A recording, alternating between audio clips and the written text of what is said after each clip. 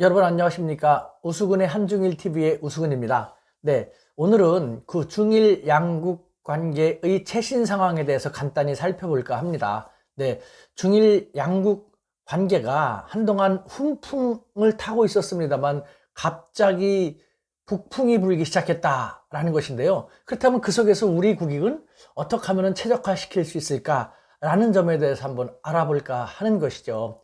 네, 중일 양국과 응국하면은 뭐 오랜 기간 동안 물과 기름 혹은 개와 원숭이 견원지간에 견줄 정도로 좋지 않은 것이 일반적인 것이죠. 하지만 미국이라는 중국도 일본도 서로 견제해야 될 공동의 견제 대상을 위해서 대상을 통해서 중일 양국 관계가 적과의 동침 국면에 들어섰던 것인데 그것이 요즘 다시 그렇지도 않게 됐다는 것이죠.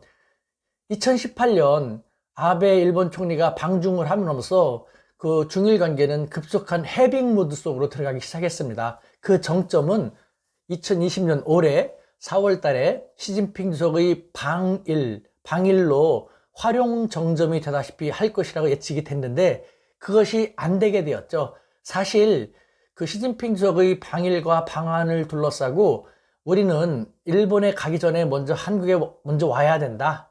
응? 한중 관계를 풀기 위해서라면은 중국 너희가 사드를 갖다 우리를 이렇게까지 괴롭혔으니 너네가 먼저 그런 성의를 보여야 된다라고 했지만 국제 관계는 냉정합니다.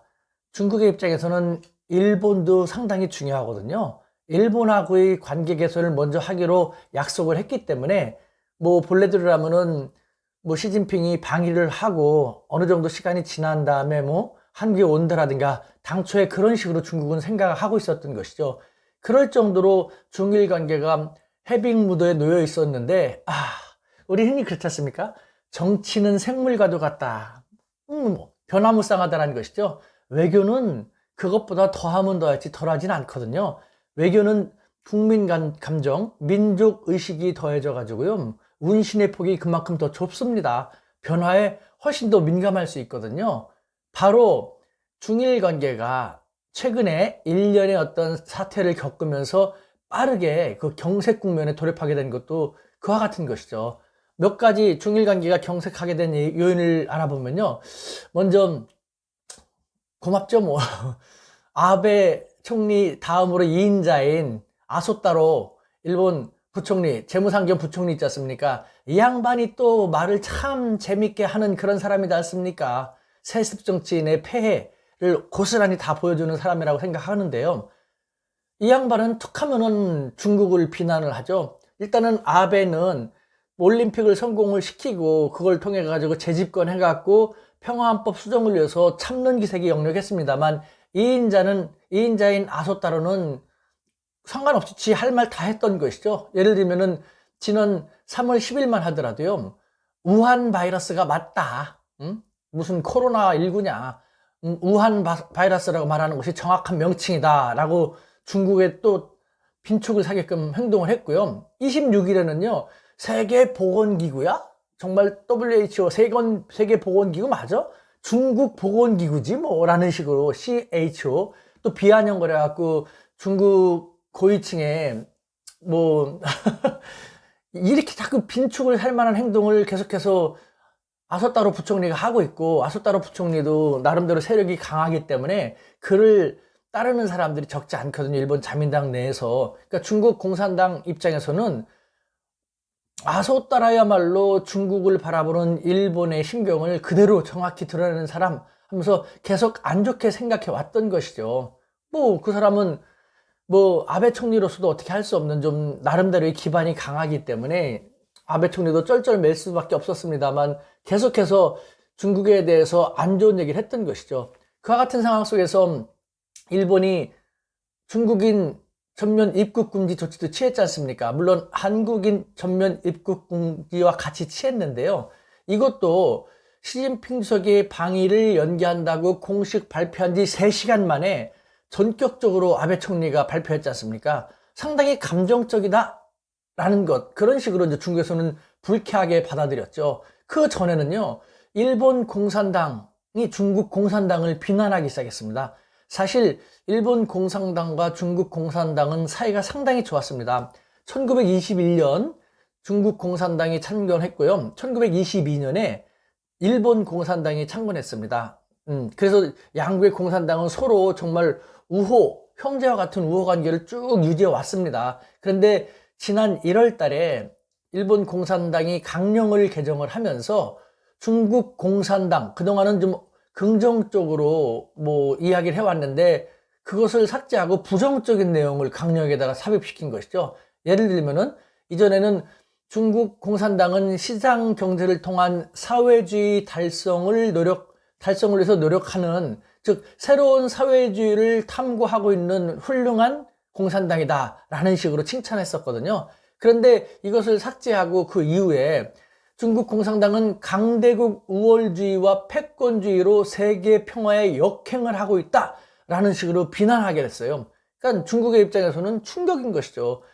일본 사회에서 그나마 자신들의 우호 세력으로 처음부터 계속 함께했던 일본 공산당마저 등을 졌다라는, 좀 상당히 좋지 않은 것이었는데, 금방 말씀드렸처럼 거기에다가 아소타로 부총리는 계속 그렇게 말해대지, 중국인 입국 금지를 만들지, 게다가 최근에는요 3월 30일로 제가 알고 있는데요, 일본의 해상 자유대 구축함하고 중국의 어선이 동중국에서 충돌하는 사건이 발생했습니다.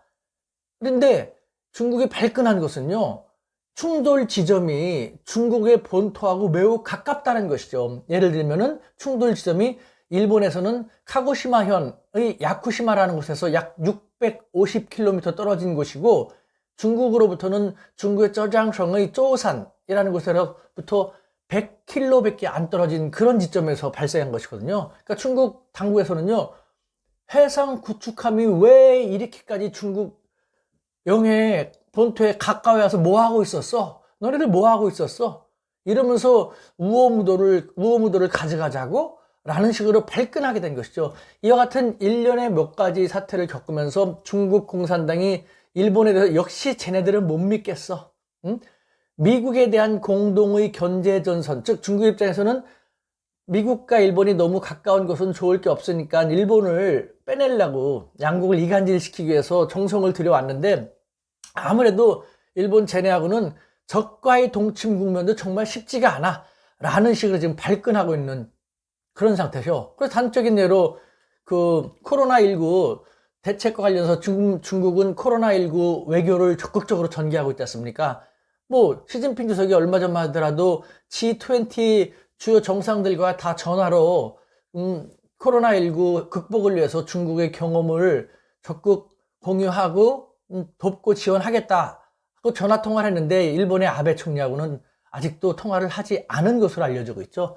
그 정도로 냉랭해지고 있습니다. 자, 그렇다면요, 이와 같은 상황 속에서 우리는 과연 어떠한 외교적인 스탠스를 취하면은 우리 국익을 최적화시킬 수 있는지, 그것에 대해서 한번 알아볼까요?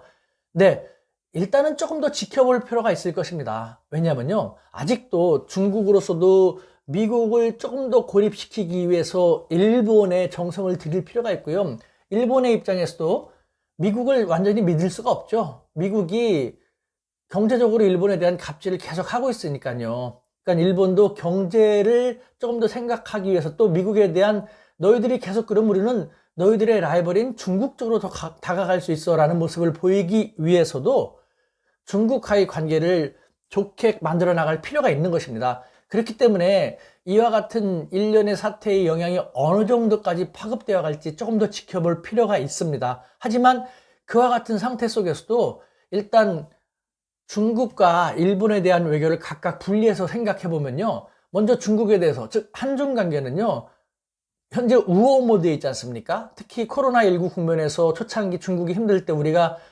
정성을 다해서 물심양면으로 지원하고 원조하고 협조했지 않습니까? 그렇기 때문에 지금 한중 관계는 우호 모드이고, 또 중국도 우리가 미국에 더 다가가는 것을 어느 정도 방어할 수 있다는 측면에서 우리한테 더 정성을 들일 수밖에 없는 그런 상황이거든요. 게다가 중국의 입장에서는 일본과 한국 양측을 다 다독이면서 양측으로부터 자, 일본 너네가 그럼 우리는 한국에 더 다가갈 수 있어. 한국 너네가 그럼 우리는 일본을 더 우호적으로 해줄 수 있어. 라는 식으로 양측을 서로에 대한 카드로 사용할 수도 있었었는데 지금 일본과의 관계가 여의치 않게 됐기 때문에 중국은 한국에 더 공을 들일 수밖에 없는 그런 상황인 거거든요. 그러니까 우리가 조금 더 유리해진 상황인 것이죠. 그러니까 우리는 시진핑 언제 방한하냐, 뭐 한한령 빨리 풀어다오 그런 식으로 우리가 좀 정말 그 자세를 낮추면서 뭐 빨리 좀 도와달라는 그런 자세를 보이는 것보다는 당당하게 너네들이 올래면 와, 시진핑 올래면 우리가 환영을 해주지. 뭐 여러 가지 중국하고 한국과 중국이 협조할 부분이 있으면 우리도 적극할게. 이런 좀 담담하면서 당당한 중견국의 모습을 가져가고 간다면요, 중국이 우리한테 그만큼 더 어필하고 다가올 것이라는 생각이 듭니다. 자, 그러면 한일 관계는 어떻습니까? 한일 관계는 냉랭 모드지 않습니까? 뭐 그렇기 때문에 지금 상태에서 우리는 일본에서 더 신경 쓰지 않는 모습을 보이는 게 더 좋을 것 같습니다. 그러면서 조심해야 될 것, 일본에 대해서는 첫 번째, 아베의 물귀신 작전에 말려들지 않도록 조심해야겠죠. 아베가 자기가 안 좋고 일본이 안 좋은데 자기들만 쓰러질 인간이 절대 아니지 않습니까? 그러면은 옆에 있는 한국이라도 계속 끌어들여가지고 일본 국민들의, 일본 사회의 불만을 한국 쪽으로 비화시켜가지고 위기를 모면하려고 하는 또 꼼수를 쓰려고 할 거거든요. 그러니까 아베라든가 아베 일파가 뭐 한마디 하고 우리에게 걸고 들어오는 것에 대해서 우리는 그냥 의연하게 담대하게 무반응으로 보이다시피 하는 게 좋을 것 같습니다. 지금 정부는 비교적 그런 식으로 잘하는데 우리 국민 감정이 일본 이렇게 할 필요 없습니다. 노 아베 겉으로라도 예스 일본, 아베는 싫지만 일본은 우리의 소중한 이웃이니까 우린 이해해, 이런 일부러라도 이렇게 우리가 좀 품는 관용적인 그런 모습을 보일 필요가 있습니다. 그리고 두 번째는요, 홍익 인간 외교를 전개할 필요가 있는 것이죠. 일본 지금부터 일본 코로나19가 엄청나게 심하게 파장을 몰고 올 것이 거의 확실합니다. 일본뿐만 아니라 전 세계적으로 일본의 이미지도 많이 다운되고 한동안 뚜껑을 열게 되면은 일파만파로 확진자가 많이 생겨가지고 힘들 텐데요. 일본은 우리에게 많은 도움을 요청하게 될 것입니다. 그것도 아베는 정식으로 하긴 쉽지 않겠죠. 뭐 물밑으로 여러 가지 간접적인 경로에서 도움을 요청해 올 텐데, 그렇다면 우리는요, 생색을 낼 필요가 있는 거지. 일본 사회에 대해서, 일본 국민에 대해서.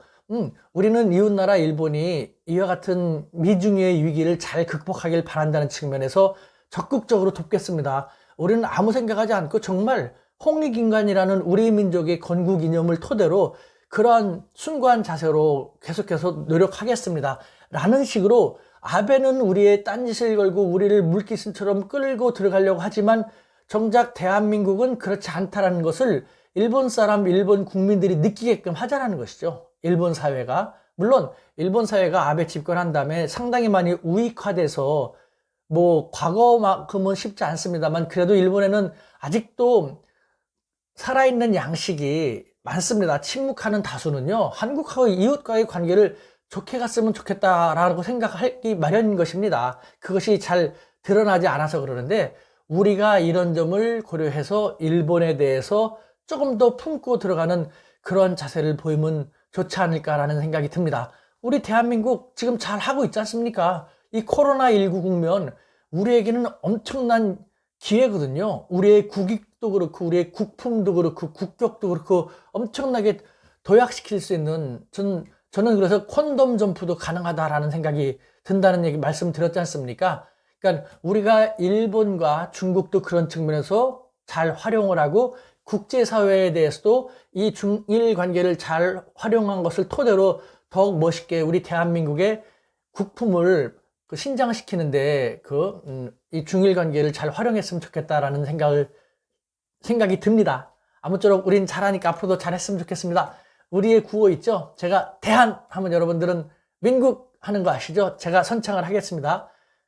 하나, 둘, 셋, 대한! 여러분들 민국!